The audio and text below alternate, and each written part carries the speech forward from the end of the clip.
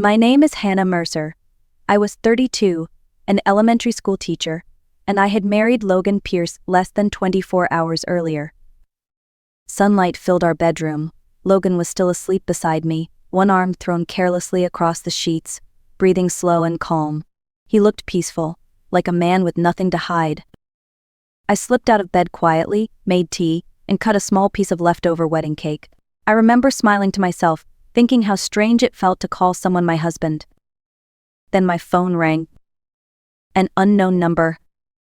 I almost ignored it. "Hello," I answered. "Miss Mercer?" a man asked. "This is Thomas Hale. I am the manager at Heritage Bistro. We hosted your wedding last night." I smiled. "Yes, thank you again. Everything was perfect." There was a pause, long enough to make my stomach tighten. "That is not why I am calling," he said. "We reviewed our security footage this morning. What we found involves your wedding." My heart skipped. "Involves how?" "I cannot explain over the phone, Miss Mercer. You need to come here and see it in person. Today." Then he lowered his voice. "Please come alone, and do not say a word to your husband." Behind me, the shower turned on. Logan was awake. And in that moment, my perfect new marriage cracked wide open. Before that phone call, I believed I knew exactly who my husband was. Logan Pierce came into my life quietly, almost gently. We met 6 months earlier at a small bookstore near downtown. I was searching for a teaching guide for my 3rd grade class. He was flipping through car magazines, grease still under his fingernails, wearing a shy smile that felt honest. He offered to help me reach a book on the top shelf. We started talking. It felt easy, natural, like two adults who did not need games. Logan listened when I spoke. He remembered details. He asked about my students, my parents, my day. He brought me coffee at school when I stayed late grading papers. When I was tired, he noticed. When I was stressed, he showed up. After years of being alone, that kind of attention felt like warmth after a long winter. He never rushed me physically, never pressured me. Instead, he talked about the future, about stability, about wanting something real. One night, barely a month into dating, he said he was serious about me, that he did not want to waste time pretending. My parents were cautious. My friends were surprised. 6 months felt fast. But with Logan, everything felt calm, predictable, safe. He did not drink much. He worked hard as a mechanic. He said he wanted a simple life, a wife, a home. I believed him. I believed that sometimes love really does arrive quietly, without drama. I believed that I had finally chosen right. And that belief made what came next unbearable. Our wedding night looked exactly the way people imagine happiness should look. We chose a small restaurant called Heritage Bistro because it felt warm and personal. No grand ballroom, no luxury decorations, just close friends, family, and soft lights glowing around a quiet courtyard. There were about 40 guests, my parents, Logan's parents, a few co-workers from my school, his friends from the auto shop, and my bridesmaids, including Vanessa Reed, a friend I had known since college. When my father walked me down the aisle, his hands trembled slightly. He whispered that I looked beautiful and that he was proud of me. I had to bite my lip to keep from crying. Then I saw Logan standing at the front, tall in his navy suit, eyes fixed on me as if I were the only person in the room. He smiled like a man deeply in love. The ceremony was simple. The vows were heartfelt.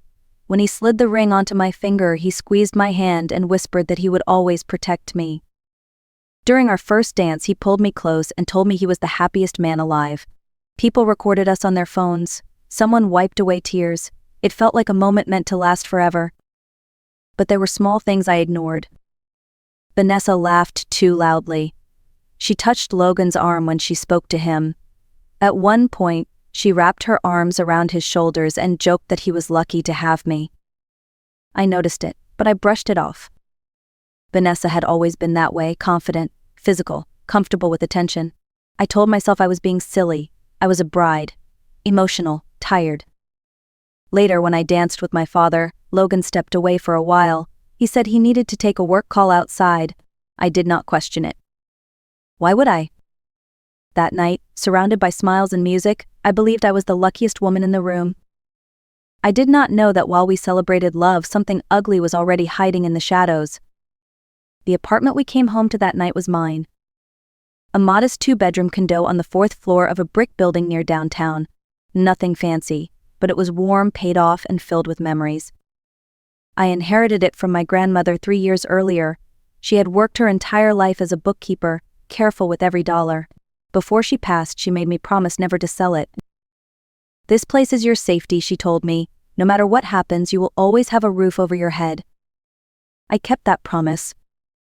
I renovated slowly, new wallpaper, simple furniture, a small kitchen table by the window. It felt like home because it was built with patience and care. Logan used to say that was what he loved most about it, that it felt real, honest, like a place meant for family. Before we married, he rented a tiny studio far from the city. He said it was temporary, that he was saving, that things would get better. So when we talked about living together, the decision felt practical. Why waste money on rent when we already had a place? I believed marriage meant sharing everything: trust, space, life. What I did not understand then was that I was not bringing love into the marriage. I was bringing security. And to the wrong person, security looks a lot like opportunity. I drove to the restaurant with my hands shaking on the steering wheel. Heritage Bistro was closed during the day. The parking lot was empty. Chairs were stacked inside, and the warmth from the night before was gone, replaced by silence and the sharp smell of cleaning products. Mr. Thomas Hale met me at the door. He looked tired, older than he had the night before. "You should sit down before you see this," he said quietly. That was when fear truly settled in my chest. He led me down a narrow hallway past the kitchen and into a small office at the back. A laptop sat open on the desk. The screen was paused on a black and white image. Mr. Hale hesitated before speaking. "I want you to know I debated calling you at all. But if this were my daughter, I would want someone to tell her." He pressed play. The video showed a storage room, shelves, boxes, a small couch in the corner. The timestamp read 9:43 p.m. My mind raced. That was when I had been dancing with my father. The door opened. Vanessa walked in first, tight dress, confident steps. She glanced behind her before stepping fully inside. Then Logan followed. My Logan. He closed the door behind him. I felt my breath leave my body as if someone had punched me. Vanessa said something I could not hear yet. She placed her hands on his chest. He wrapped his arms around her waist. They kissed. Not a mistake, not a brief slip. A long, deliberate kiss, the kind shared by people who had done this before. My ears rang, my vision blurred. I wanted to look away, but I could not. They sat on the couch. She handed him a cigarette. They laughed, relaxed, comfortable. Like this was normal. Like I did not exist. I whispered that this had to be a misunderstanding, that there must be an explanation. Mr. Hale said nothing. Then he reached for the volume control. "I am going to turn the sound on now," he said gently. And that was when my marriage truly ended. When the sound came on, there was no room left for denial. At first, their voices were low, almost casual, like two people unwinding after a long day. Vanessa laughed and said she thought she was going to lose it watching him dance with me all night. She said pretending to be my friend made her sick. Logan chuckled. He told her to relax, that everything was going exactly as planned. Planned.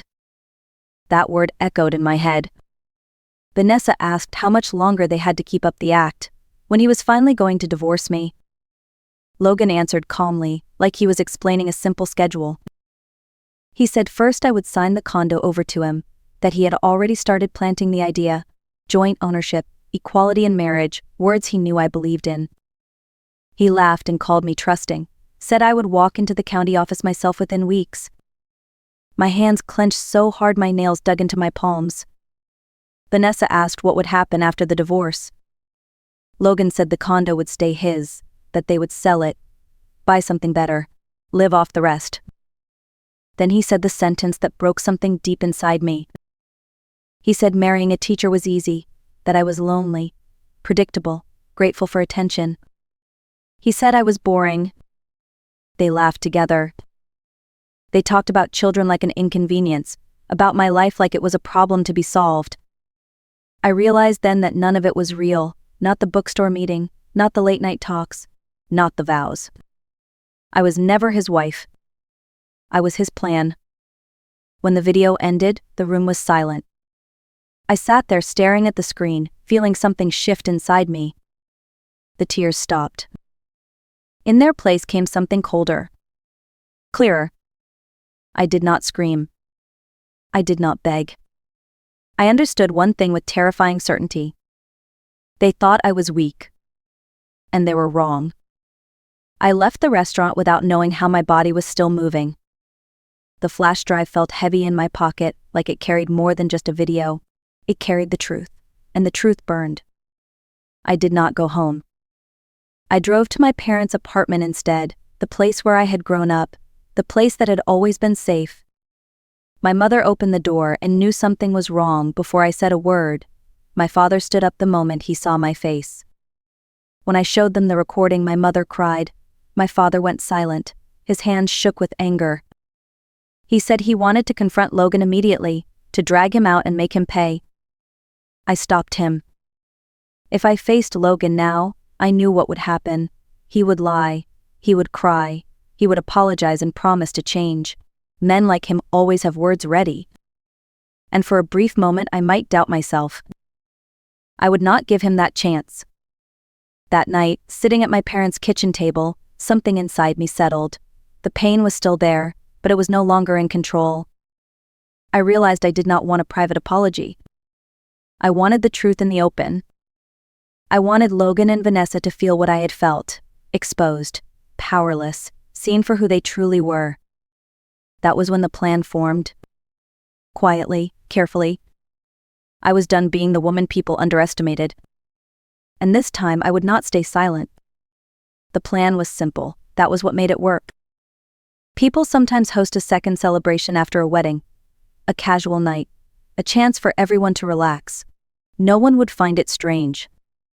I told Logan I wanted to thank everyone properly, that the wedding night had gone by too fast, that I wanted one more evening with the people we loved. He did not hesitate. Of course, he said, you are always thoughtful like that. Those words almost made me laugh. I contacted the restaurant again. Mr. Hale agreed to help without asking questions. He already knew the truth.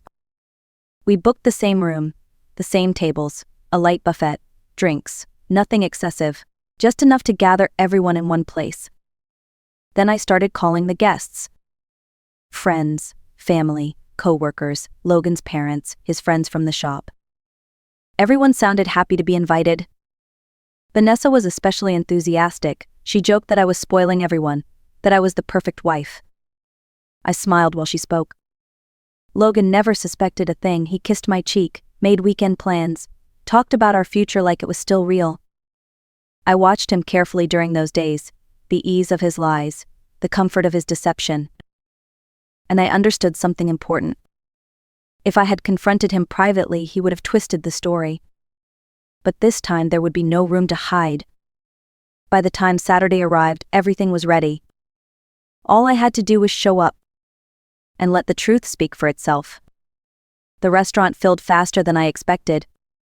By 7 o'clock, every table was occupied. Laughter floated through the room. Glasses clinked.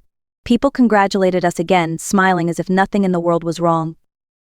Logan sat at the center table, relaxed and confident, telling stories from the auto shop.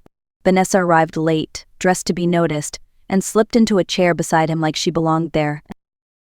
I watched them from across the room, my heart steady in a way that surprised me. When everyone had eaten and settled in, I walked to the front of the room. The screen stood behind me, blank and innocent. I thanked everyone for coming. I said how grateful I was for their support and love. Logan smiled at me, proud. Then I said I wanted to share a short video from our wedding night, something the restaurant staff had found while reviewing footage. I nodded toward the manager. The screen lit up. At first, people leaned forward with interest. Then the storage room appeared. Vanessa walked in. Logan followed. The kiss happened. A sharp gasp rippled through the room. Someone dropped a fork. Logan stood up so fast his chair scraped loudly against the floor. "What is this?" he shouted. "Turn it off." No one moved. The sound came on. Vanessa's voice filled the room, complaining about pretending, about watching him dance with me. Logan's voice followed, calm, calculated, explaining the plan. Faces changed as the words sank in. Shock turned to disbelief. Disbelief turned to anger. Logan's mother covered her mouth. His father stared at the screen like he did not recognize his own son. Vanessa tried to stand, but no one looked at her with sympathy. The room was silent except for the truth. And it was loud enough to destroy everything. When the video ended, no one spoke. The screen went dark, but the damage was already done. Logan stood frozen, his face drained of color. He opened his mouth, but no sound came out. I stepped forward and removed the ring from my finger. I placed it on the table in front of him. "This marriage is over," I said calmly. "I am filing for divorce on Monday." He reached for my hand, panic finally breaking through his mask. "Hannah, wait, I can explain." I pulled away. You planned to steal my home, you lied to my face, you humiliated me behind my back. There is nothing left to explain. I turned to Vanessa.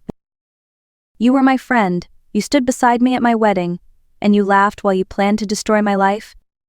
She looked around the room, desperate, but no one defended her. Logan's father stepped forward and told him to leave, to pack his things and get out of my home that night. Logan did not argue. He could not. As he walked toward the door, people moved aside as if he carried something poisonous. I watched him go and felt something unexpected. Relief. Not loud, not dramatic. Just clean and final. For the first time in days I could breathe.